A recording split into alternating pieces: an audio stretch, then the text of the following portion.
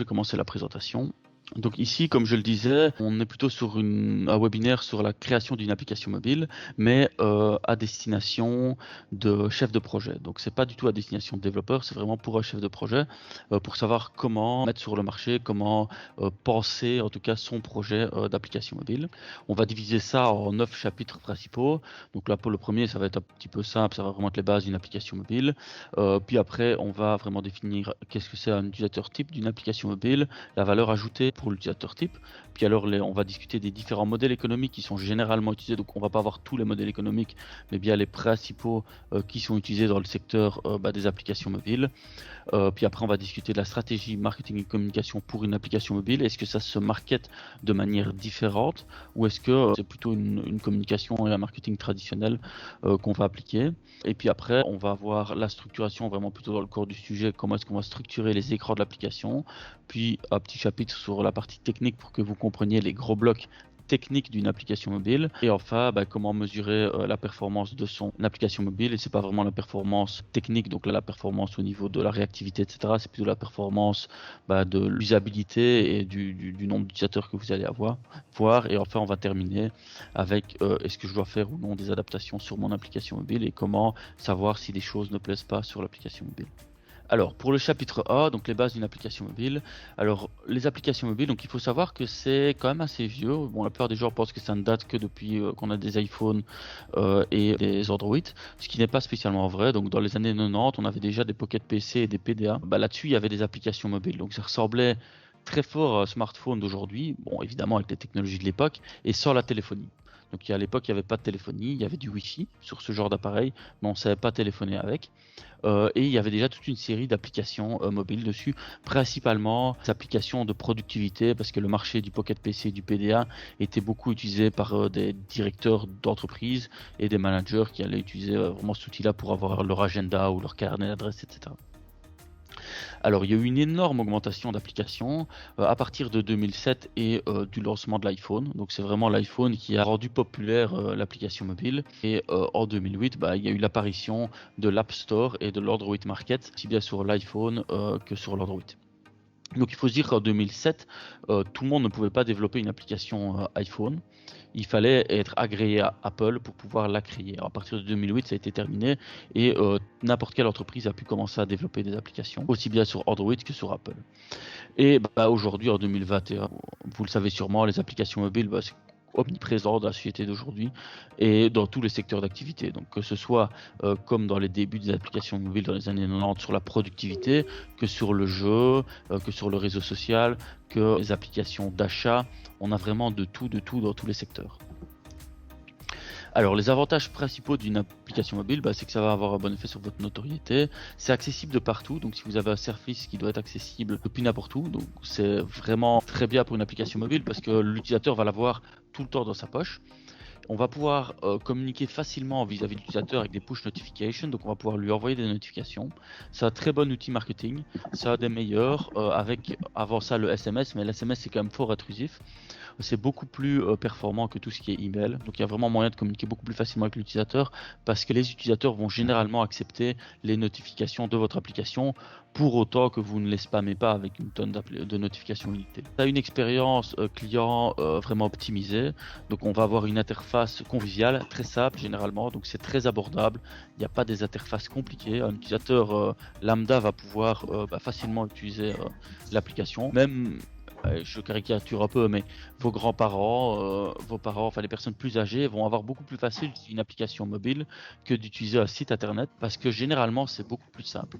Et alors, c'est vraiment très performant aussi quand on va utiliser des spécificités du smartphone. Donc par exemple, si on a besoin d'utiliser la géolocalisation, dans le cas par exemple d'un Uber ou d'un Deliveroo, on a besoin de la géolocalisation, c'est vraiment très utile. Le gyroscope, donc c'est l'inclinaison du téléphone, et l'accéléromètre, c'est la vitesse de déplacement du téléphone. Enfin l'accélération du téléphone dans l'une ou l'autre direction. Donc tout ça, c'est des fonctionnalités qu'on peut exploiter beaucoup plus facilement une fois qu'on a du mobile que quand on a un PC. Et alors on peut voir, comme je disais, plusieurs exemples ici d'applications mobiles. Donc on va avoir ImoWeb pour l'achat et la vente de biens, très pratique. Messenger pour la communication. Facebook, c'est un réseau social, pareil pour Twitter. Deliveroo pour la livraison de nourriture et HomeGree aussi. TikTok, à nouveau un réseau social. On va avoir YouTube ou Netflix, ça va plus être pour du divertissement, du visionnage de vidéos. Uber pour le transport d'un endroit A à un endroit B, et Instagram à nouveau pour faire des photos et partager des photos et les publier sur un réseau social. Donc on va vraiment avoir beaucoup d'utilisation aujourd'hui d'applications parce que c'est quand même vraiment très pratique. Donc ça c'était pour l'introduction aux applications mobiles. Le chapitre 2, ça va vraiment être sur définir l'utilisateur type. Pourquoi? Parce que nous on se rend compte que souvent quand des clients ou des chefs de projet en tout cas veulent lancer une application mobile, ils ne sont pas toujours bien posé la question de qui va être mon utilisateur type. Donc ça ne veut pas dire de définir exactement chaque personne qui va utiliser l'app, mais plutôt de faire un regroupement de personnes et de se dire mon utilisateur type, il va aimer telle et telle chose, et il va être plutôt de tel âge, ou ça va plutôt être un homme, plutôt une femme, et voilà ses intérêts. Ça va représenter vraiment un groupe cible des clients. Ça, c'est vraiment important parce que toute l'application va être développée pour cet utilisateur type. Et si votre utilisateur type il utilise par exemple un téléphone Android, vous savez que vous allez plutôt privilégier une application Android qu'une application iPhone. Si votre utilisateur type voyage beaucoup, peut-être que c'est intéressant alors d'utiliser tout ce qui est géolocalisation dans votre application. Peut-être pas, hein, ça dépend de votre cas de figure, mais on va vraiment se poser ce type de questions-là sur base des utilisateurs types. Alors il faut quand même garder plusieurs éléments en tête. Donc par exemple que pour mon application mobile, on peut avoir plusieurs utilisateurs types. Généralement, on va avoir un seul utilisateur type pour une application mobile, ou en tout cas un gros qui va représenter 90% des types d'utilisateurs. Mais on peut avoir par exemple dans un cas comme ImoWeb, donc la vente de biens, on peut avoir deux utilisateurs types, la personne qui vend sa maison et la personne qui achète la maison. Dans le cas de Deliveroo, par exemple livraison de nourriture, on va avoir trois utilisateurs types. On a l'utilisateur type du restaurateur, on a l'utilisateur type du livreur et on a l'utilisateur type de la personne qui va acheter un plat. Et donc chaque utilisateur type va avoir ses propres fonctionnalités et ses propres besoins sur votre application mobile. Bon, dans un cas simple, généralement on n'a qu'un utilisateur type. Si jamais vous avez plusieurs utilisateurs types, on a un article justement sur tout ce qui est marketplace où on va aller plus en détail là-dessus, que je ne vais pas trop aborder ici. Et alors votre utilisateur type que vous allez définir à ce moment-là, tout au long de votre projet, il va déterminer les fonctionnalités, les interfaces, la partie technique de l'application mobile et aussi l'approche marketing. Donc votre application, elle va vraiment être conçue pour cet utilisateur type-là. Alors tout au long de la présentation, je vais prendre un exemple qui est HomeGree. Donc HomeGree, qu'est-ce que c'est? Donc c'est une app mobile de livraison de plats à domicile pour aider les restaurateurs liégeois touchés par la crise du Covid. Vous pouvez l'installer, vous allez voir, c'est une réalisation qu'on a fait. Alors le persona principal, donc vraiment l'utilisateur type qui a été imaginé pour ce projet-là, c'est quelqu'un qui travaille beaucoup et qui n'a pas nécessairement le temps de cuisiner, qui a l'habitude de commander à manger via des applications comme Deliveroo ou Takeaway, qui a des revenus suffisants donc pour se faire livrer des plats gastronomiques à domicile, parce que c'est quand même pas donné. Donc on va plutôt partir sur des médecins, des avocats, des cadres, des gérants d'entreprise, des employés de grandes entreprises ou avec des postes en tout cas bien rémunérés et qui vont habiter à Liège ou dans les communes avoisinantes. C'est généralement quand on va démarrer un projet d'application mobile, l'utilisateur type c'est toujours une hypothèse. On pense que à moins qu'on ait déjà des utilisateurs, qu'on ait des clients, peut-être pas via l'app mobile, et qu'on connaisse bien ses clients. Alors dans ce cas-là, souvent ça va être le même type que son client, mais sinon, quand on démarre d'une page vierge, on va faire une hypothèse que c'est l'utilisateur type qu'on va avoir sur notre application mobile, qui va s'avérer faux ou juste par la suite, ça se sera à voir. Et alors, du coup, on va créer toutes les fonctionnalités par rapport à cet utilisateur type-là. Donc ici pour l'app HomeGree, c'est l'utilisateur type qu'on avait défini. Et alors maintenant, une fois qu'on a défini donc l'utilisateur type, on va essayer de définir la valeur ajoutée qu'on va avoir pour cet utilisateur type-là. Que ce soit des utilisateurs types qui sont externes à votre société, mais ou des utilisateurs internes. Donc si vous avez une application mobile interne à l'entreprise, c'est pareil, on va avoir des utilisateurs types et on va vouloir avoir une valeur ajoutée pour ces utilisateurs types, peut-être pas pour qu'ils achètent l'application, mais pour qu'ils utilisent l'application.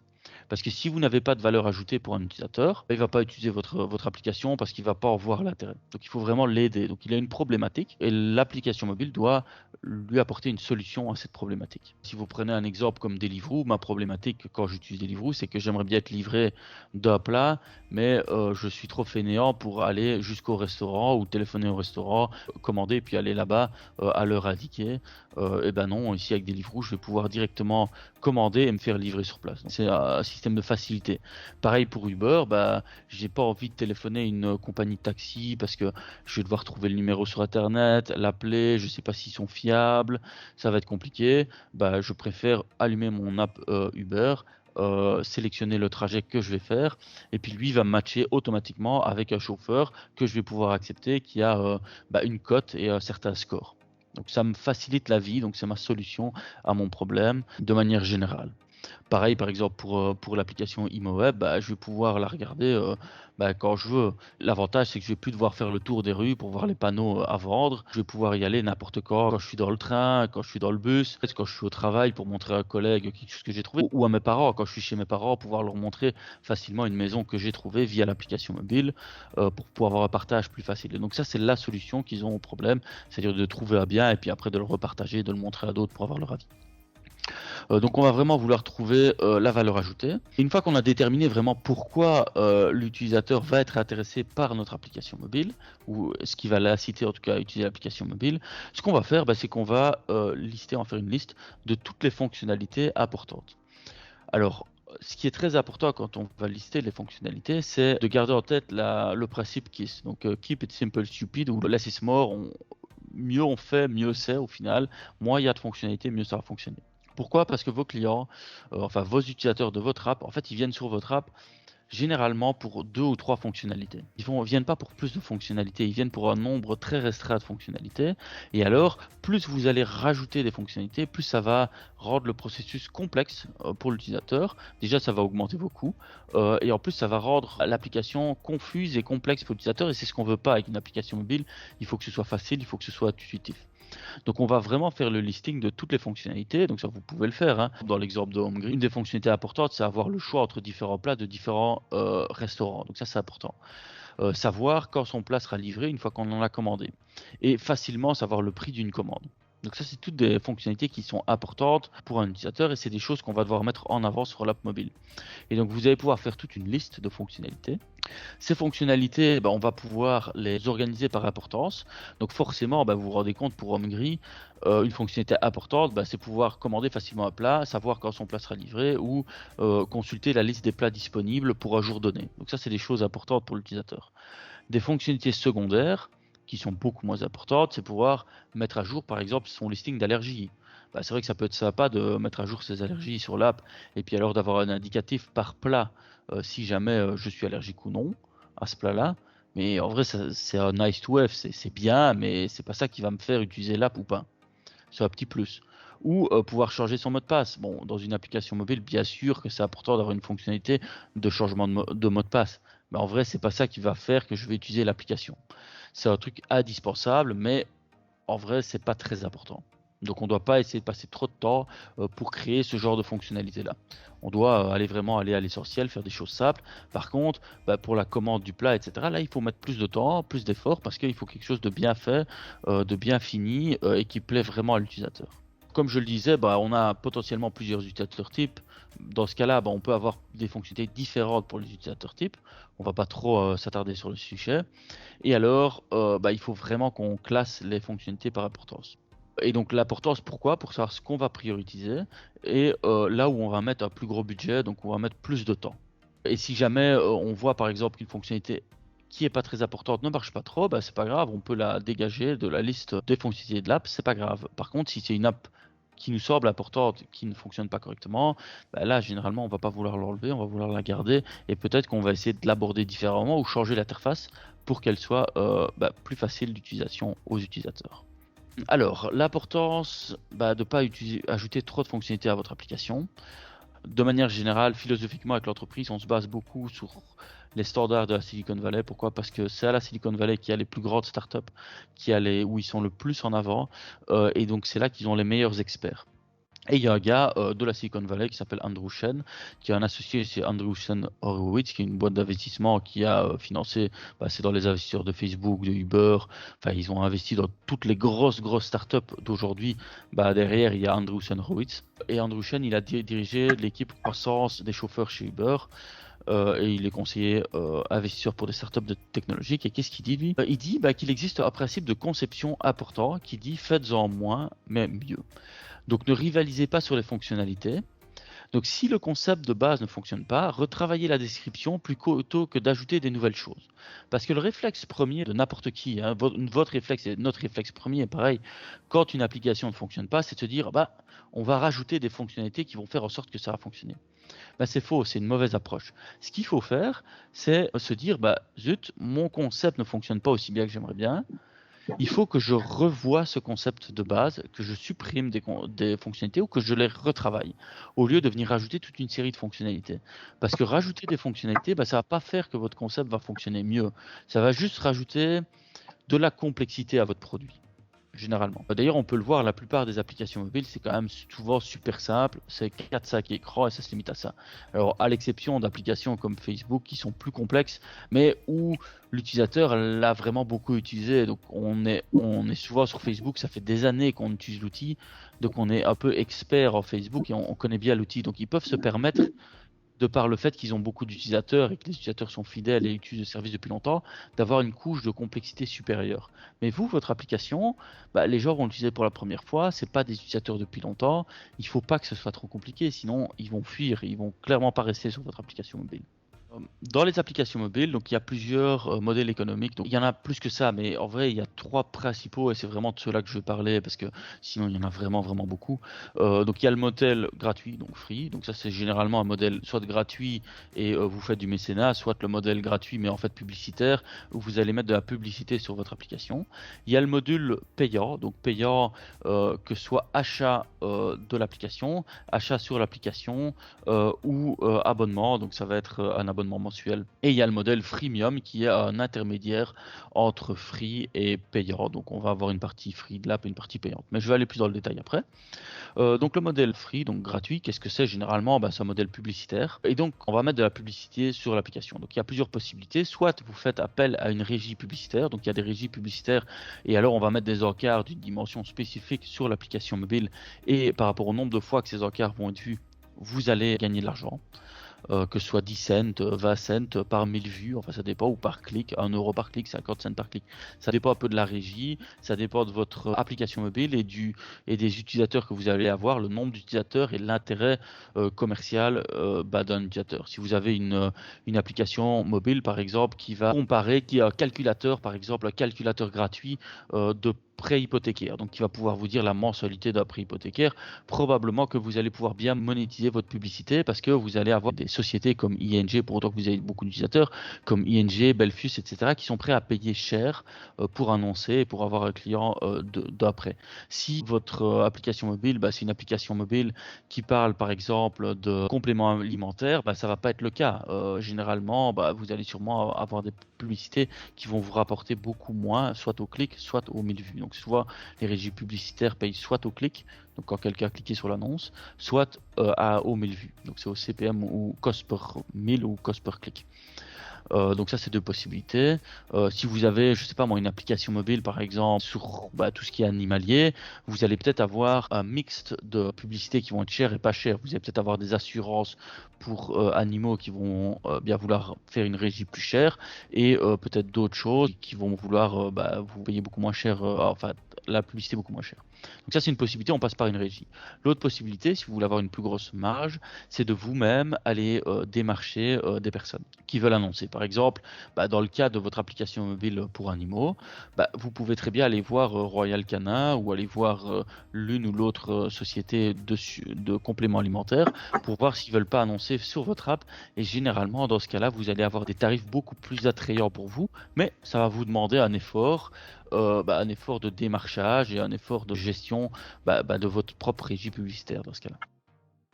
Alors l'application du coup est gratuite grâce à la pub et ça va attirer plus d'utilisateurs. Donc vous allez avoir a priori plus d'utilisateurs sur votre application mobile. C'est pas très rentable généralement le modèle publicitaire, sauf si vous avez beaucoup d'utilisateurs. Il vous faut, pour passer par un régie publicitaire, il faut au minimum 100 000 utilisateurs actifs par mois, sinon c'est pas intéressant. Si jamais vous faites le démarchage vous-même, ça peut être inférieur, c'est même inférieur parce que vous allez avoir des meilleurs accords et vous allez beaucoup mieux pouvoir cibler des gens qui sont très très intéressés par votre audience. Et donc ça va être beaucoup plus efficace. Mais bon, ça reste quand même un modèle peu rentable et il faut beaucoup d'utilisateurs pour pouvoir le rendre rentable. Donc il faut se poser la question aussi quand on a défini son utilisateur type, est-ce que, par exemple, si votre marché c'est la Belgique ou même la province de Liège, est-ce qu'il y a suffisamment de personnes à Liège ou à Bruxelles qui sont du type de mon utilisateur type et donc qui pourraient être intéressés par mon app et qui vont l'utiliser mensuellement pour pouvoir faire en sorte que ce soit rentable. Alors, l'autre modèle, c'est le modèle payant. Donc ça va par exemple être l'achat de l'app. Alors, l'achat de l'app, c'est une barrière à l'entrée, mais c'est une source de revenus garantie. Parce que quand vous achetez votre app, vous êtes payé et vous allez toucher. Souvent, les applications ne sont pas trop chères et ça favorise l'achat, donc c'est quelques euros. C'est pas toujours le cas, mais c'est souvent le cas. C'est idéal si l'application répond quand même à un besoin existant et qu'il n'y a pas beaucoup d'alternatives. Ou en tout cas, qu'il y ait des alternatives payantes, pourquoi pas, mais qui sont plus chères ou moins bien finies. Ou s'il y a des alternatives gratuites, que ce soit des alternatives gratuites vraiment pas attrayantes pour l'utilisateur. Alors, généralement, quand on est sur le modèle d'achat, ça fonctionne beaucoup mieux pour iOS que pour Android. Au final, c'est peut-être très logique, parce que les gens sont prêts à acheter un téléphone à 1000 euros. Donc, probablement qu'acheter une application à 1 ou 2 euros ou 5 euros, sûrement que ça les dérange moins, que les Android sont beaucoup moins chers. Le public est différent et donc, si vous partez sur le modèle payant, ça va être très intéressant de privilégier les gens qui ont un Apple. Alors, il faut savoir que vous êtes sur un modèle d'achat, Apple ou Google, l'un ou l'autre, ils prennent une commission de 30% sur toutes les ventes. Sauf, alors, il y a une exception si ce sont des produits physiques, comme des plats, des vêtements, etc. Donc, si vous faites un e-commerce, vous avez de la chance, vous n'êtes pas considéré pour cette commission. Si vous êtes un Deliveroo, idem. Mais par contre, si vous vendez quoi que ce soit d'autre comme type de service, donc que ce soit par exemple Spotify qui vend un abonnement de musique ou Netflix qui fait des vidéos, eux ils perdent 30% à Apple si l'abonnement ou Google si l'abonnement est pris via un device mobile. Alors il faut savoir que Apple et Google ne rigolent absolument pas avec ça. Donc si vous essayez de jouer un peu au filou et d'éviter de payer cette taxe, donc en faisant un système de paiement tierce, donc pas via l'App Store, vous allez vous faire bannir de l'App Store ou du Play Store. Et c'est arrivé notamment à Fortnite, qui est un jeu vidéo qui est joué par des centaines de millions de personnes. Et ils sont quand même fait bannir de l'App Store. Et ils pensaient être au-dessus de ça, ils pensaient être tellement incontournables que Apple et Google ne les expulseraient pas de l'App Store. Non, ils ont été expulsés parce qu'ils voulaient plus payer la commission de 30%. Donc vous allez perdre 30%. Donc il faut se dire que vous allez mettre sur le marché, donc imaginons une application mobile à 5 euros, vous allez pas perdre 30%, et puis alors vous allez encore perdre 21% de TVA. Il faut bien faire ces calculs parce que on se dit 5 euros fois 1000 applications, ça fait 50 000 euros, mais c'est pas du tout ça, ça fait 50 000 euros moins 30%, donc on est peut-être à 30 et des 1000 euros, moins 21% de TVA, on est peut-être plus qu'à la moitié, on est à 25 000 euros de chiffre d'affaires sur les 50 000 euros qui ont été payés par le client. Donc ça, c'est quelque chose d'important à savoir. Alors, ce qui fonctionne assez bien aussi, et là où le marché tord de manière générale, vous allez le voir par exemple maintenant quand vous voulez acheter Word ou Excel, bon c'est pas des applications mobiles mais le modèle économique est similaire, vous voulez acheter Word et Excel, c'est un abonnement. Vous voulez payer un film ou quoi, un abonnement Netflix, vous voulez écouter de la musique, on va acheter un abonnement Spotify. Donc presque tout fonctionne par abonnement, ou en tout cas fonctionne de plus en plus par abonnement. Alors, pourquoi est-ce que les éditeurs de logiciels font ça? Parce que ça permet d'avoir des revenus récurrents et on construit une pyramide. Donc, je vous explique. Si vous avez 1000 abonnements, l'année 1 à 10 euros, ça vous fait, et qu'on a un taux de rétention, donc que les abonnements se renouvellent à 100% d'année en année, la première année, donc votre chiffre d'affaires, ça va être 10 000 euros. L'année 2, vous avez tous vos abonnements de l'année 1, plus les nouveaux abonnements de l'année 2. Donc, ça vous fait un chiffre d'affaires de 20 000 euros.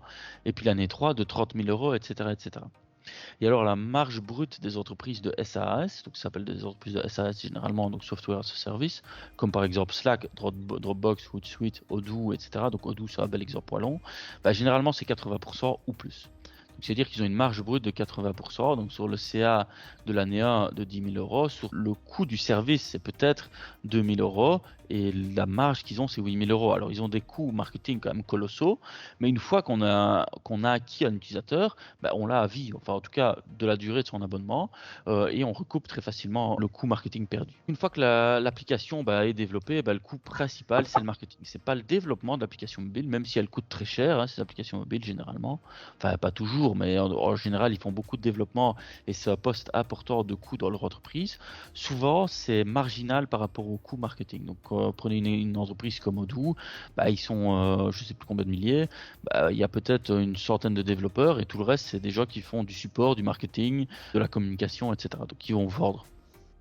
Donc on n'est pas tellement sur des sociétés de développement de ce produit, même s'ils ont un produit, mais on est plus sur des sociétés commerciales pures avec des grosses forces commerciales. Donc on a parlé du modèle gratuit, on a parlé du modèle payant, j'achète l'app ou j'achète des choses sur l'app. Et on a le modèle d'abonnement aussi, plutôt à la Netflix ou à la Spotify. Et là, on va sur le modèle freemium, qui est un modèle intermédiaire et qui est fort utilisé. Alors, le modèle freemium, c'est un modèle intermédiaire entre gratuit et payant. Donc, ça veut dire que votre app, vous mettez une partie de votre app en gratuit et une partie en payante. Donc certaines fonctionnalités sont gratuites pour donner envie de prendre l'abonnement, donc pour avoir quand même beaucoup d'utilisateurs, parce que comme je le disais, l'achat, ça va quand même limiter le nombre d'utilisateurs, et le gratuit, on va avoir beaucoup d'utilisateurs. Et là, on essaye d'avoir le meilleur des deux mondes. On veut essayer d'avoir beaucoup de gens sur mon application mobile, et quand même beaucoup de gens qui payent. Il faut trouver une bonne balance. C'est ça le risque le plus compliqué, c'est de trouver la bonne balance en quelle fonctionnalité est-ce qu'on va mettre gratuite et quelle fonctionnalité est-ce qu'on va mettre payante. Parce que si on met trop de gratuit, ça n'a pas d'intérêt pour un utilisateur de payer un abonnement ou en tout cas d'acheter la solution. Et si on met trop de choses payantes, on va pas avoir assez d'utilisateurs qui vont l'utiliser gratuitement, donc on va pas avoir tout l'effet de levier d'une communauté forte qui va grandir toute seule parce que c'est gratuit et parce que les gens vont être intéressés d'utiliser l'outil. Alors, il y a énormément de modèles freemium qui fonctionnent très bien, d'autres sociétés freemium qui fonctionnent très bien. Donc ici, j'ai plusieurs logos, je vais expliquer un peu pour chacune. Par exemple, pour Spotify, donc l'application de musique, ils ont un système gratuit où on peut écouter de la musique. La qualité inférieure, on adapte la publicité.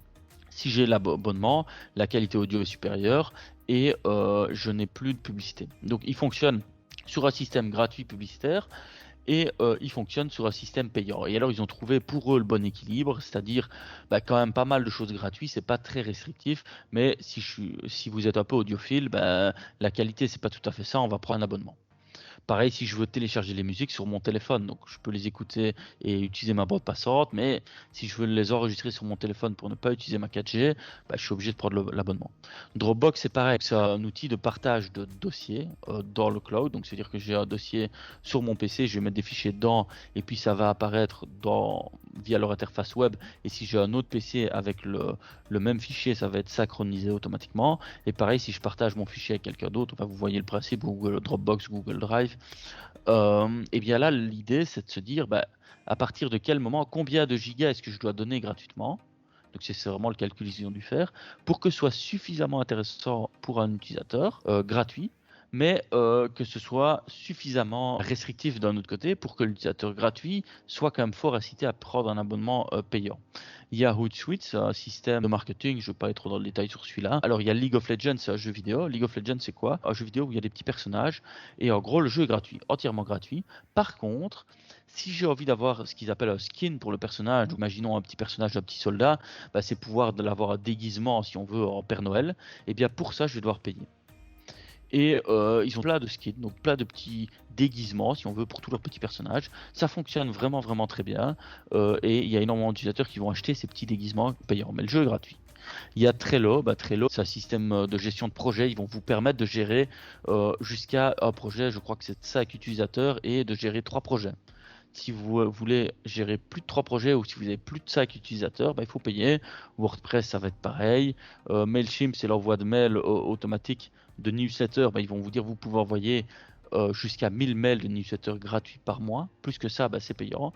Et donc, ils vont essayer d'attirer les gens pour l'offre gratuite d'envoyer 1000 mails gratuitement. Et puis, quand les gens ont pris un peu goût, commencent à envoyer plus de mails, hop, c'est plus cher. Et Candy Crush, c'est pareil, ils vont vous faire payer pour débloquer des choses. Si vous partez sur le modèle freemium, vous-même trouvez le bon équilibre et c'est pas facile. Et ça peut aussi être de l'essai-erreur. Vous pouvez partir sur une solution A avec certaines choses gratuites et certaines choses payantes et puis petit à petit restreindre, voir ce qui se passe avec votre public ou à l'inverse, lâcher du mou petit à petit sur les fonctionnalités et voir un petit peu comment l'équilibre se crée. Alors, pour l'exemple de Hungry, on a eu plusieurs réflexions. Donc, on était d'abord parti sur un système d'abonnement où il y aurait un abonnement et sur base de l'abonnement, on pourrait sélectionner X plats par semaine. Ça se fait dans la restauration pour les personnes âgées où ils ont un abonnement et ils se font livrer des plats par un traiteur. Et donc, on était parti sur ce principe-là. Ça semblait pas trop plaire aux utilisateurs et donc il y a eu un pivot et c'est passé sur un achat par repas. Donc les gens sélectionnent des repas et choisissez. Alors ici, je sais bien qu'ils sont à plus de 150 utilisateurs actifs en quelques semaines pour Hungry, donc ce qui est plutôt positif. Alors, on a parlé un peu du modèle économique. il y a aussi toute une partie, une fois que vous savez comment vous allez faire votre argent, en tout cas les différentes possibilités, il faut après rendre votre application mobile connue. Pour ça, qu'est-ce qui est important? Donc d'abord, la première chose qu'il faut faire quand on a une application mobile et qu'on veut mesurer sa performance, c'est qu'on doit définir ce qui est pour nous un utilisateur actif.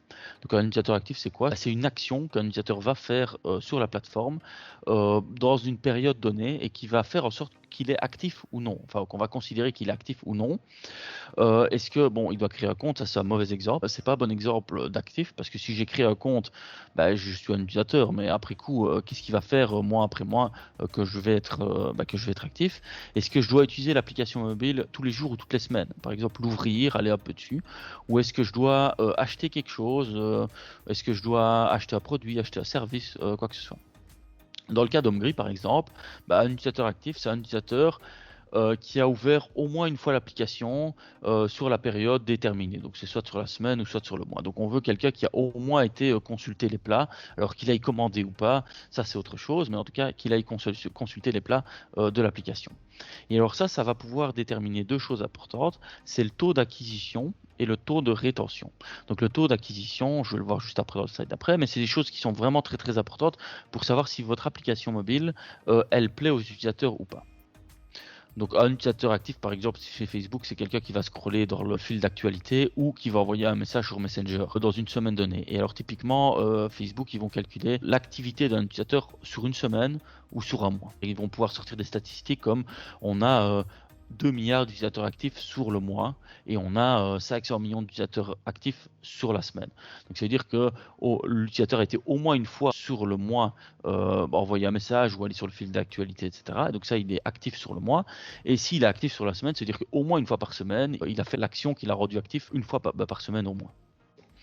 Alors ça permet de déterminer le taux d'acquisition et le taux de rétention. Le taux d'acquisition, c'est quoi? C'est le pourcentage de chance qu'un visiteur de votre application, donc une personne lambda, devienne un utilisateur actif. Donc ici, j'ai un exemple de l'application Homegri. Et donc, ça permet de dire, ici, on a à chaque fois, vous voyez, des colonnes, et c'est chaque fois des étapes différentes dans l'inscription de l'utilisateur. Et donc, on voit qu'il y a 332 utilisateurs qui ont démarré l'app pour la première fois de leur vie, pendant une période donnée. Et de ça, j'en ai 88 qui ont créé un compte. Et étape par étape, je vois qu'il y a de moins en moins de gens. Donc entre cette étape-ci et celle-ci, on a eu 35% d'utilisateurs. Entre celle-ci et celle-là, 94% d'utilisateurs, et ainsi de suite. Mais ça permet après de savoir si je fais un effort marketing et que j'arrive à attirer 100 visiteurs ou 1000 visiteurs sur mon site internet, combien de ces 1000 visiteurs-là vont devenir après des utilisateurs actifs de mon application. Et alors, je peux calculer le taux, parce que tout se calcule sur le web de manière générale et dans le mobile. Donc, je peux calculer le taux et donc je peux savoir après mon coût marketing. Je sais si jamais avoir un nouveau visiteur sur mon site internet, si ça me coûte 1 euro, eh bien, je sais qu'avec 1000 euros, je vais avoir 1000 utilisateurs. Et si des 1000 utilisateurs, j'en ai 200 qui restent, je sais que ça m'aura coûté 1000 euros pour 200 utilisateurs. Donc, un utilisateur actif me coûte 5 euros. Et alors je sais si mes publicités sont rentables ou pas. Et c'est très important de mesurer le taux d'acquisition parce qu'il y a moyen d'améliorer ce taux-là en faisant des petites choses ou en changeant le système d'inscription, etc. Et si vous augmentez ce taux d'acquisition-là, ça va vous coûter moins cher vos publicités pour acquérir des nouveaux utilisateurs. Alors le deuxième concept important, c'est le taux de rétention. Et ça, c'est le nombre d'utilisateurs, enfin le pourcentage d'utilisateurs qui vont rester actifs de mois en mois. C'est le taux de fidélisation de vos clients en fait. Donc quelqu'un a été actif un mois, est-ce que le mois d'après il sera toujours actif et le mois encore après est-ce qu'il sera toujours actif?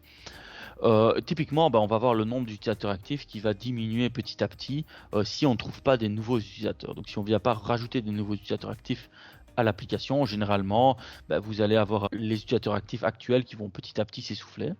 Ici, j'ai pris un exemple d'activité par jour sur 7 jours et sur 28 jours. Et on voit qu'en début d'activité, ils ont une grosse action marketing. Ça a amené beaucoup de gens et puis hop, ça a fort diminué. Et petit à petit, on voit que ça diminue. L'activité par semaine et l'activité par mois, forcément, donc sur les 28 jours, elle dure plus longtemps à diminuer vu qu'ils ont été actifs en période, plutôt dans le mois. Donc ça, c'est assez important à mesurer parce que c'est votre taux de fidélisation. Et si vous voyez que vous avez un taux de rétention de, imaginons, 5%, c'est une catastrophe parce que ça veut dire que si vous avez réussi à convaincre 100 utilisateurs de faire confiance à votre service, et que le mois d'après, il vous en reste plus que 5 et que vous en avez fait rajouter 100 nouveaux, vous savez que en fait, vous devez tout le temps retrouver des nouveaux utilisateurs et personne ne revient dans votre application mobile. Ça, c'est un problème. Donc ça, il faut être très très attentif. Ici, on voit que ça diminue petit à petit, donc c'est plutôt positif. Bon, il y a eu le gros pic après la grosse action marketing, ça c'est logique parce qu'il y a eu beaucoup de gens qui ont installé l'app et qui n'étaient pas réellement intéressés. Mais après, ça diminue lentement, c'est plutôt une bonne chose.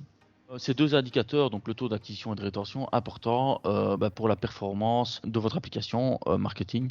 C'est bon pour des nouveaux utilisateurs, mais ça peut être aussi pour les applications business to business, donc internes à votre entreprise, pour savoir est-ce que les utilisateurs, donc imaginons que vous faites une app pour votre département commercial pour le suivi des ventes, est-ce qu'ils utilisent réellement l'app ou pas? Est-ce que ils vont toujours beaucoup dessus ou pas? Ou est-ce qu'ils l'ont utilisé le premier mois quand c'était tout neuf et puis ils ne l'utilisent plus? Ou on peut faire aussi le taux d'acquisition ou le taux de rétention par rapport à des fonctionnalités spécifiques. Enfin, plutôt rétention par rapport à des fonctionnalités spécifiques.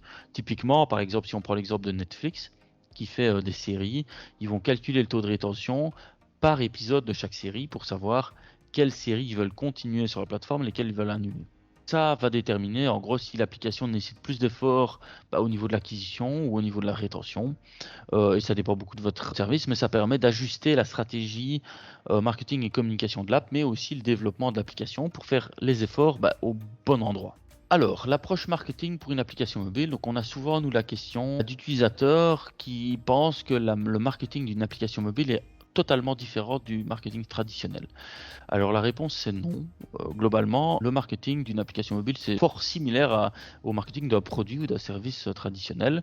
Donc on va pouvoir passer dans des médias traditionnels, faire des events promotionnels, des emailing, des newsletters, avoir un commercial peut-être sur la route qui va venir démarcher dépendant du type d'application, faire des publicités Google Ads pour être premier dans Google, faire des publicités Facebook ou Instagram, avoir un community manager, toute une série de choses qui sont vraiment, je veux dire, plutôt traditionnelles pour la mise sur le marché d'un produit ou d'un service. Donc ça ne diffère pas beaucoup d'un produit traditionnel. Alors, il y a une autre chose qu'on peut faire en plus, c'est le référencement dans l'App Store et le Google Play. Donc, être premier dans l'App Store ou dans le Google Play, ou être mis en avant sur l'App Store. Alors, c'est possible, mais il n'y a absolument aucune garantie de résultat. Ça va dépendre beaucoup des notes que vous allez avoir sur votre app, du nombre de téléchargements, etc., etc. Donc, des statistiques que Google et Apple vont récupérer sur votre app. Et ça va faire en sorte que votre app sera mis ou non en avant. Du nombre de mises à jour aussi que vous avez sur votre app. Si vous avez plus de mises à jour, vous allez terminer plus en avant, etc., etc. Mais ça peut aussi être du copinage, notamment énormément de startups de la Silicon Valley. Bon, évidemment, ils sont au même endroit que le siège d'Apple ou de Google. Ils rentrent en contact via des événements, etc., avec des gens d'Apple et de Google. Et donc, vous allez avoir les panneaux featured, donc en gros, les mises en avant sur l'App Store ou sur le Play Store. Généralement, ça va être via parce que ils connaissent les gens d'Apple. Ils ont fait une présentation de leur nouvelle app à une présentation Andreessen Horowitz ou à TechCrunch. Des choses que nous, malheureusement, c'est plus compliqué de faire en tant que société belge ou française parce qu'on peut moins facilement faire du lobbying vis-à-vis de ces grosses entités qui sont principalement aux États-Unis. La stratégie globale qu'il faut faire, en gros, c'est miser davantage sur le marketing traditionnel pour votre app mobile. Et alors évidemment, l'approche marketing dépend du concept de l'application mobile. Donc soit on va plus aller vers des médias traditionnels, peut-être plus vers un commercial, être premier dans Google, ou peut-être faire de la publicité Facebook ou Instagram. Dans le cas d'Homegris, par exemple, eh bien là, c'est fort visuel vu que c'est de la restauration et c'est de la restauration gastronomique, donc ça fait des belles photos, des belles images. Du coup, ça semblait plus judicieux de faire de la publicité sur Facebook et sur Instagram en ciblant les personnes qui sont à Liège et alentours et qui aiment soit de la gastronomie, soit qui aiment Deliveroo et Takeaway, donc d'avoir des publications ciblées par rapport à ça, ce qui marchait pas trop mal. Donc avoir ce type de publications qui vont être mis en avant et où quelqu'un est plus susceptible, parce que c'est fort visuel évidemment, donc les gens sont assez susceptibles de cliquer dessus et de voir un peu de quoi il s'agit. C'est aussi passé par du community management, donc c'est des publications Facebook, Instagram, donc non sponsorisées, et une newsletter hebdomadaire avec le menu de la semaine, chaque fois qui est envoyé par email à tous les utilisateurs de la plateforme ou personnes qui se sont montrées intéressées. Alors, chapitre 6, donc là on va vraiment aller plus dans le vif du sujet. On va plutôt voir comment structurer les écrans de l'application.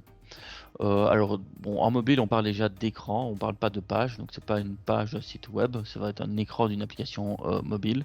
On a généralement moins d'écran que ce qu'on va avoir de pages sur un site internet. Donc c'est plus simple et on va aussi avoir une simplicité quand même bien supérieure au niveau de l'écran. Donc les écrans vont être beaucoup plus simples qu'un écran de site internet avec beaucoup moins de fonctionnalités. Pourquoi? Parce que c'est beaucoup plus petit et donc on doit mettre moins de choses à l'écran, sinon ça risque d'être confus et pas facile d'utilisation. Généralement c'est plus intuitif aussi et plus agréable à l'utilisation. Bon, c'est pas toujours vrai, mais généralement ça va être le cas. Et alors, une des premières étapes du développement, ça va être de créer des wireframes, donc des croquis d'interface. Donc, c'est quoi un wireframe? Ça va être un plan ou un schéma de l'interface. Je vais montrer un exemple. Donc, ça ressemble à ça, un wireframe typiquement. Ça, pas besoin ça peut être plus abouti, ça peut être fait sur une feuille de papier, ça peut être un peu plus coloré, mais en gros, c'est les blocs principaux que vous allez voir sur votre écran. Donc, ici, par exemple, l'adresse de livraison, une recherche, des catégories de nourriture, par exemple, pour filtrer, ce qui est recommandé par l'app, ce qui est populaire, et puis alors toute une série de plats l'un en dessous de l'autre, par exemple. Alors c'est important quand on fait un wireframe de se concentrer vraiment sur les parties importantes, générales des écrans et pas sur les petits détails, donc c'est pas du tout important, c'est pour avoir une idée globale. Ça permet à un wireframe de pouvoir discuter donc entre personnes, de pouvoir discuter de l'app avant même de la développer, c'est très important pour pouvoir un peu challenger son concept. Un wireframe ça demande absolument aucun code, vous pouvez le faire vous-même, soit à la main, soit via un outil type Balsamiq. Et alors ce qui est important quand on fait des wireframes et quand on fait des interfaces de manière générale, c'est de s'inspirer de ce qui fonctionne déjà. Donc allez vous inspirer dans ce qu'on fait sur Airbnb, ce qui se passe sur Uber, sur Facebook, sur Messenger, sur toute une série de sites. Inspirez-vous parce que ils ont déjà fait beaucoup de tests, ils ont fait beaucoup d'essais-erreurs, surtout quand on parle des startups de la Silicon Valley. Ils sont cassés les dents et c'est beaucoup plus avantageux pour vous d'apprendre des erreurs d'un autre que de vous-même vous casser les dents et puis alors d'apprendre de vos propres erreurs.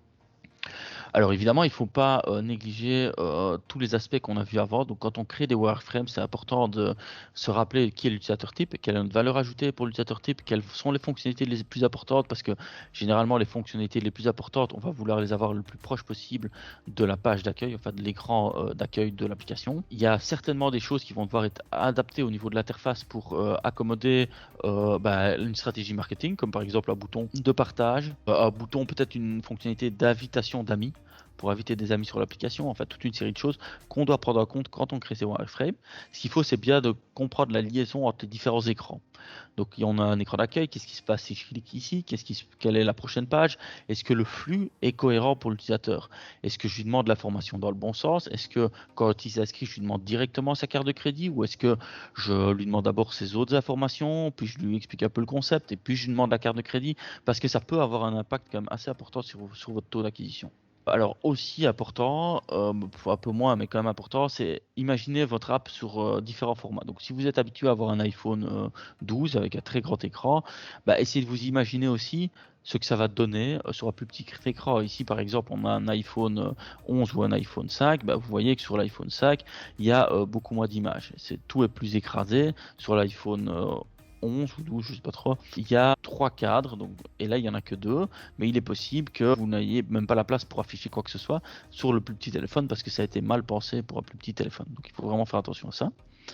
Alors pour bien réussir vos wireframes, idéalement c'est de se faire accompagner par une société, pour un expert qui a l'habitude d'en faire, ou d'avoir quelqu'un chez vous en interne qui sait faire du wireframe et qui a de l'expérience là-dedans. Ça a un impact les wireframes sur le développement parce que vous pourriez naïvement créer des fonctionnalités ou des wireframes qui sont très compliqués à développer et donc qui vous coûteraient un surcoût quand même considérable.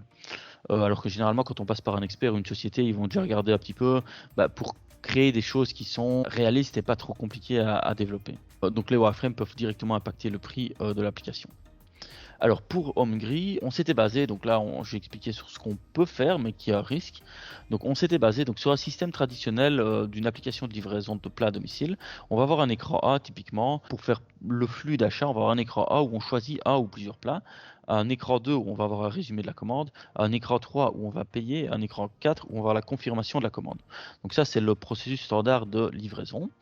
De commande et c'est pareil que pour un site e-commerce au final c'est un peu différent et on voulait un système différent pour HomeGree.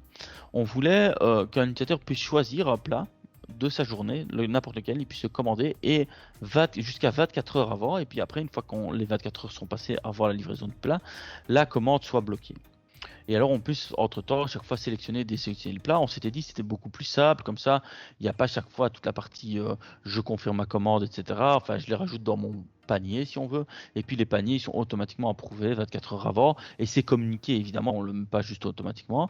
Donc c'était pour avoir une innovation et pour essayer d'aller plus loin dans la simplification de l'expérience utilisateur. Bon, il s'avère que c'est une erreur complète, donc on s'est bien planté sur ce point-là, et que les utilisateurs, en fait, on a deux types d'utilisateurs. Généralement, on s'est rendu compte que les utilisateurs tests qu'on a pris, quand c'était des femmes et souvent, on s'est rendu compte qu'elles allaient plus souvent sur des e-commerce, alors elles étaient complètement perdues parce que ça ne représentait pas le flux de commandes traditionnel et donc elles s'entendaient à des écrans qu'elles n'avaient pas.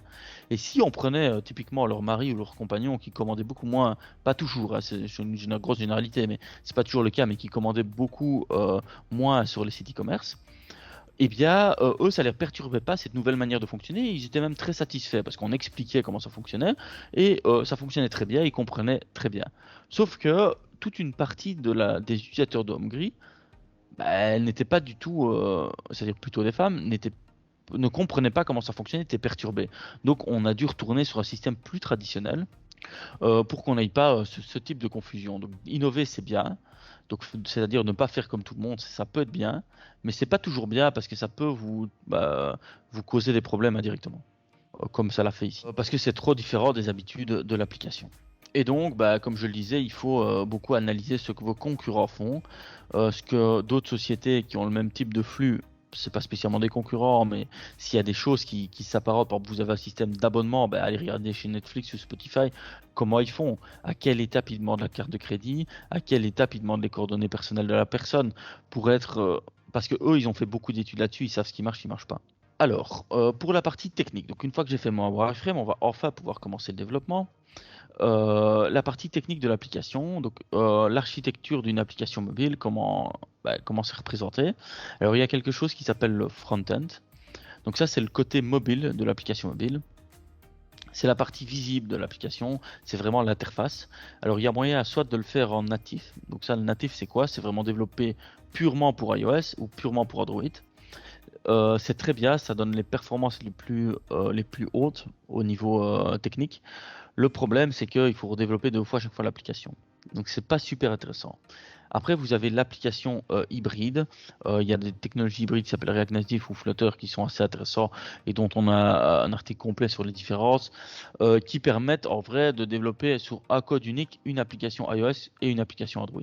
Globalement, à 99%. Et il y a quelques adaptations à faire. Ce qui réduit considérablement votre coût de développement. Parce que vous allez le faire une fois, pas une fois pour iOS et une fois pour Android, vous le faites une fois pour les deux. Le désavantage de l'hybride, c'est que c'est généralement un peu moins performant, bien que aujourd'hui, c'est pas vraiment significatif.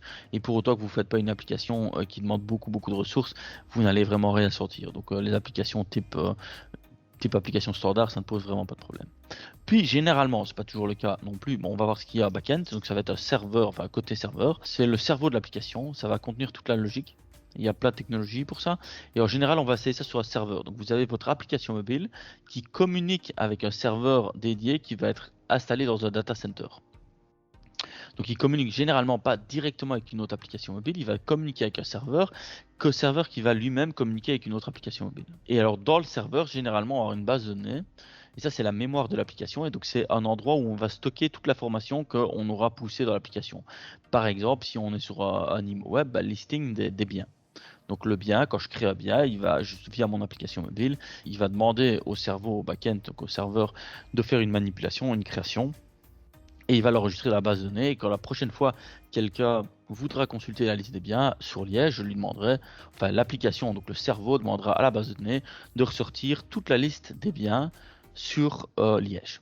Et puis alors l'enverra au front-end, donc à la partie visuelle, pour que ce soit affiché à l'utilisateur. Alors, il y a une autre type d'application, donc ça c'est pour les applications traditionnelles qu'on installe via l'App Store sur son téléphone. Il y a un nouveau courant d'applications qui s'appelle les PWA, qui s'appelle les Progressive Web Apps, qui sont en fait des applications web et pas mobiles. Et ça peut s'installer sur un téléphone. Bon, on en parle aussi dans notre article sur les différences entre les technologies mobiles. Alors, au niveau du web, pour le Progressive Web App, il y a des avantages. Donc, c'est facile à développer, c'est bien supporté sur Android, ça ne nécessite pas d'installation et on n'a pas besoin de le publier dans l'App Store.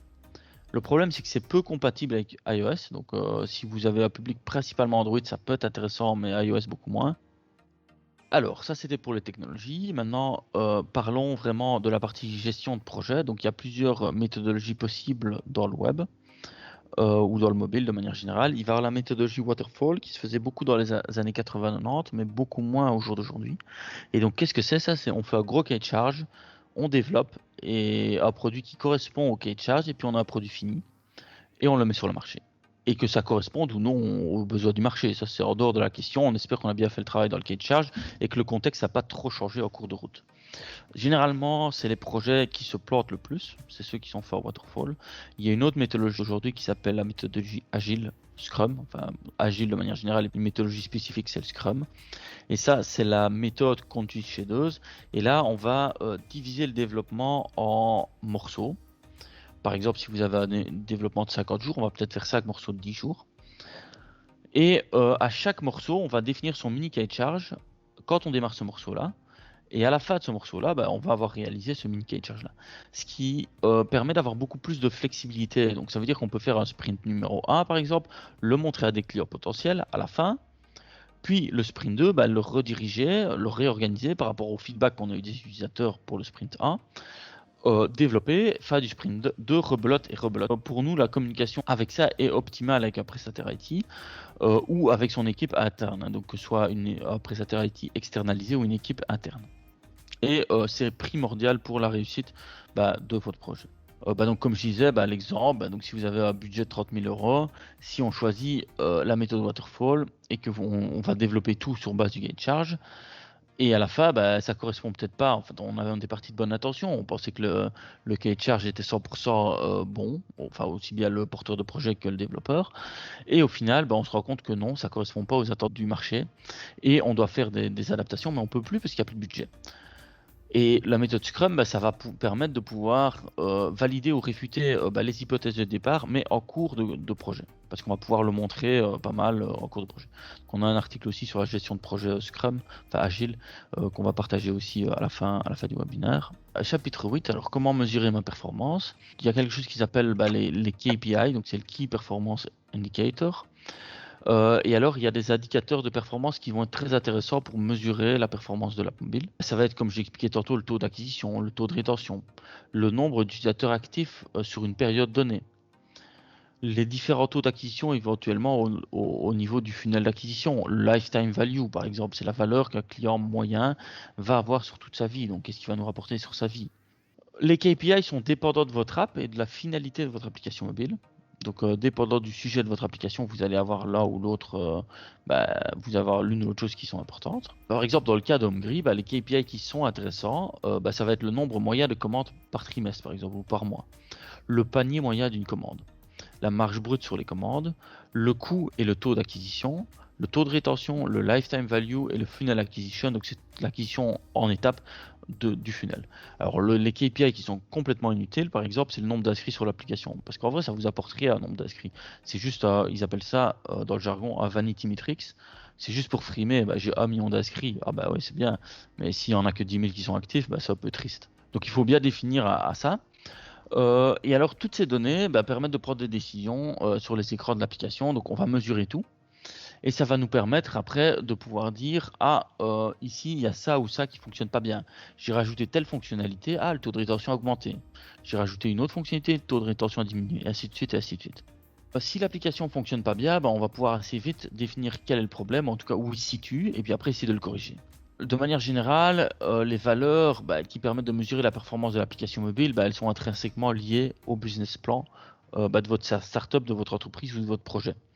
Si les valeurs de ces KPI augmentent, l'impact sur le business plan est censé augmenter. Si jamais ça n'a pas un impact sur votre business plan, c'est pas un bon KPI. Si jamais un KPI augmente et vous ne voyez rien, pas votre chiffre d'affaires qui augmente, pas la satisfaction client qui augmente, pas le panier moyen qui augmente, je ne sais pas, c'est que c'est pas un bon KPI et qui n'a pas vraiment d'intérêt à être suivi.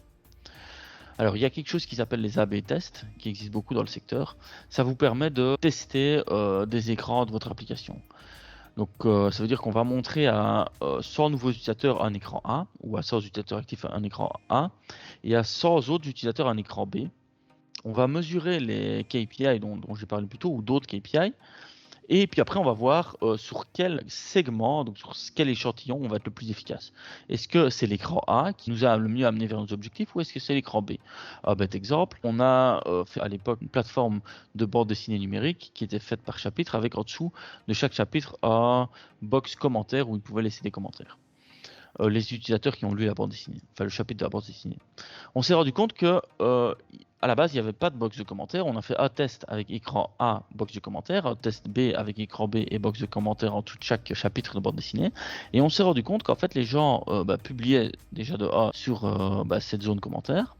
Et de 2, ça augmentait la rétention.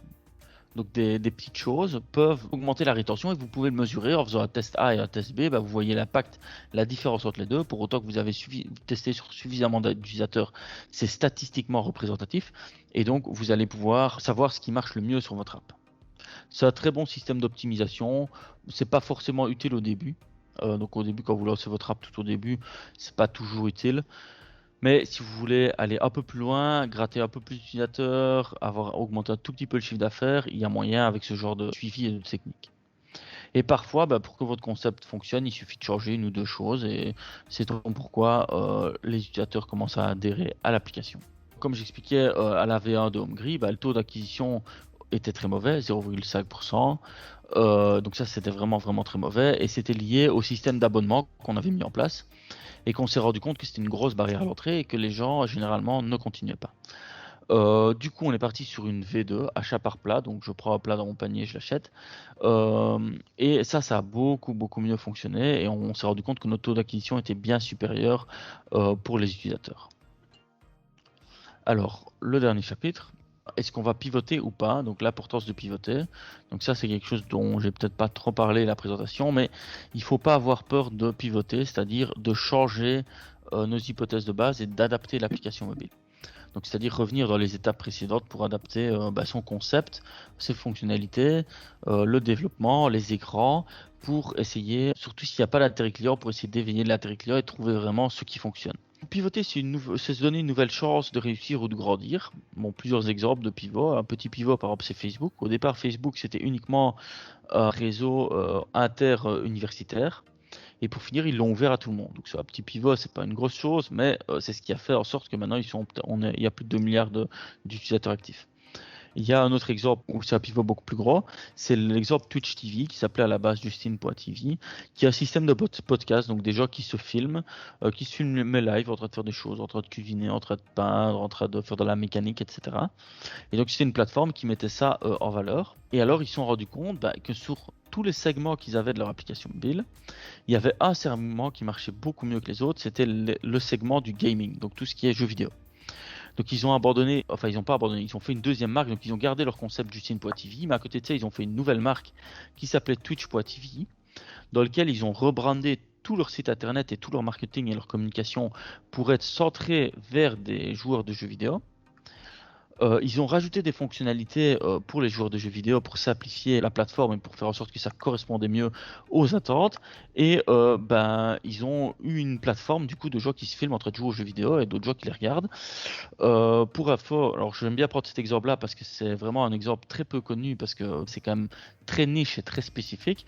Le fondateur de Twitch.tv, Justin, ou de Justin.tv, Justin Kan, a vendu le concept, enfin l'application à Amazon ici l'année passée pour $1 milliard.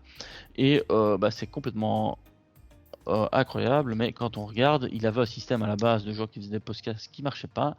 Et ici, si je prends par exemple les gens qui se filment, jouent aux jeux vidéo, on va voir que ici, live, à ce moment-ci, sur ce jeu vidéo-là, il y a 276 000 personnes qui regardent un joueur.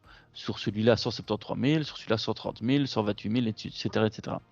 Donc, en faisant son pivot, et donc par exemple sur ce joueur-là spécifique, celui-ci, cette personne-là, ce joueur-là, il a 15 000 personnes qui le regardent en live. Donc c'est énorme. Et ça, c'est uniquement grâce au pivot, parce que Justin TV, ça ne marchait pas. Ils n'avaient pas beaucoup d'utilisateurs. S'ils avaient 20 ou 30 personnes qui regardaient quelqu'un faire un podcast, c'était beaucoup. en trouvant un créneau qui fonctionnait bien sur leur app Justine TV ou qui fonctionnait un peu mieux et en travaillant là-dessus, bah, ils sont arrivés à un monstre, à un colosse dans son secteur avec, bah, imaginez-vous, le jeu, bah, il y a quelqu'un, il est regardé par 15 000 personnes live. Si on va voir un match du Standard, je suis pas sûr qu'il y ait autant de personnes que ça dans le stade. Donc c'est énorme. Pivoter, ça ne veut pas dire ajouter des nouvelles fonctionnalités dans votre app. Encore une fois, pivoter, ça veut dire revenir à la base. Peut-être le chapitre 1, peut-être le chapitre 2, peut-être le chapitre 6 et d'adapter des choses. Donc peut-être qu'on ne change pas les hypothèses de base, mais qu'on va changer l'interface. Peut-être qu'on va, enfin donc les wireframes et du coup toute une partie de l'interface, peut-être qu'on va changer la base. On a un client qui a pivoté où ça a très très bien fonctionné, une société de mise en relation entre professionnels de la construction et particuliers. À la base, le concept c'était mise en relation entre professionnels. Donc si j'ai besoin d'une tâche en tant que professionnel, je mets ma demande sur la plateforme et un autre professionnel peut y répondre et ainsi de suite. Ça marchait pas très bien. Ils se sont rendus compte qu'un créneau fonctionnait bien, c'était la construction. Bah, du coup, ils ont fait un système uniquement centré construction, où ils avaient uniquement, ils ont changé tout leur branding, etc. pour que si j'étais une société de construction et j'avais besoin d'une autre société de construction pour faire, je sais pas, je suis électricien, j'ai besoin d'un plafonneur, et ben je pouvais le trouver sur la plateforme. Problème, c'est qu'une fois que je suis électricien, j'ai trouvé un bon plafonneur, j'ai plus aucun intérêt à passer par la plateforme. Donc ça marchait pas non plus. Donc ça c'était leur premier pivot. Bah, ça marchait encore un peu mieux, mais pas tout à fait. Et puis ils se sont dit, je vais passer de ça vers business to consumer, donc vers des clients privés qui font des travaux chez eux. Donc entre le professionnel de la construction et la personne qui fait les travaux chez soi, parce que de A, il y en a beaucoup plus, de deux, on ne fait pas replafonner tous les 2 ans sa maison, donc entre le moment où j'ai fait plafonner une fois et puis 15 ans après ou 20 ans après, où je veux repeindre et replafonner, peut-être que je me rappelle plus de à qui j'ai fait appel, que j'ai plus ses coordonnées, etc. Et donc le volume en tout cas de demande est beaucoup plus important, et là ça fonctionne super bien. Leur startup, ils sont une vingtaine, donc c'est nous qui avons fait le développement. Ils sont une vingtaine et ils ont été nominés pour Startup de l'année par le Trends, je pense, ou par la Libre pour 2021. Donc c'est vraiment super. Alors pour Homegris, le problème, donc que je disais, a été très vite analysé. Donc l'abonnement, on faisait un abonnement à la base. L'hypothèse de base c'était que les personnes accepteraient, mais en fait non. Donc on n'a pas changé l'application, on a seulement changé le système d'achat et le modèle économique. Qu'est-ce qu'on peut faire pour concrètement améliorer la performance de son application? C'est revoir la stratégie marketing. Par exemple, c'est augmenter le budget publicité, changer les annonces, consacrer plus de temps à la gestion de projet, revoir votre communication, votre message, revoir les personas, cibler vraiment les bons, enfin, est-ce qu'on cible vraiment les bons utilisateurs ou non, changer les écrans, revoir les hypothèses de départ. Il y a plein de choses qu'il y a moyen de faire pour améliorer votre application et faire que ce soit un succès. Et donc, du coup, si votre application n'est pas un succès dès la première version, il faut vraiment pas s'inquiéter. C'est le cas de la majorité des applications. Pas toujours, mais je dirais bien une bonne moitié des applications ne sont pas intéressantes pour l'utilisateur à leur première release. Et peut-être qu'à la version 1.1 et qui coûte pas vraiment beaucoup plus cher, en fait, qui ne demande pas beaucoup plus de temps en plus. Et là, on peut très vite trouver les problèmes et l'adapter. Des fois, ça prend plus de travail, des fois moins.